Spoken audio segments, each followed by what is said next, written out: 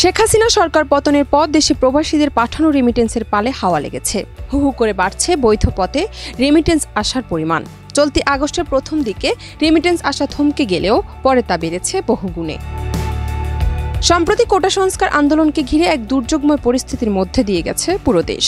এ সময় আন্দোলনে ছাত্র জনতার পাশে থাকতে রেমিটেন্স পাঠানো বন্ধ করে দেয় প্রবাসী বাংলাদেশিরা। আওয়ামী লীগ সরকার ক্ষমতায় থাকা অবস্থায় চলতি আগস্টের প্রথম 3 দিন রেমিটেন্স আসে $9.5 কোটি।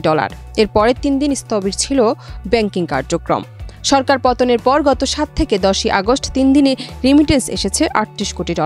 সব মিলিয়ে চলতি আগস্টে রেমিটেন্স এসেছে $47.5 কোটি মার্কিন ডলার। বাংলাদেশ ব্যাংকের হালনাগাদ তথ্য বলছে, আগস্টের প্রথম 10 দিনে দেশে বৈধ পথে $48,27,70,000 রেমিটেন্স এসেছে। এর মধ্যে শুধু 4 থেকে 10 আগস্ট পর্যন্ত এসেছে $38,71,20,000। অর্থাৎ এই সময় আগে 3 দিনের চেয়ে 4 গুণ রেমিটেন্স পাঠিয়েছেন প্রবাসীরা।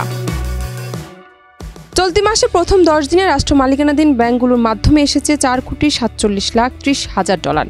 বিশেষায়িত 2 ব্যাংকের মধ্যে একটির মাধ্যমে $1,60,10,000 এসেছে। বেসরকারি ব্যাংকগুলোর মাধ্যমে $42,08,80,000 এবং বিদেশি ব্যাংকগুলোর মাধ্যমে এসেছে $11,50,000 রেমিটেন্স। জান্নাত নিপু, দেশ রূপান্তর।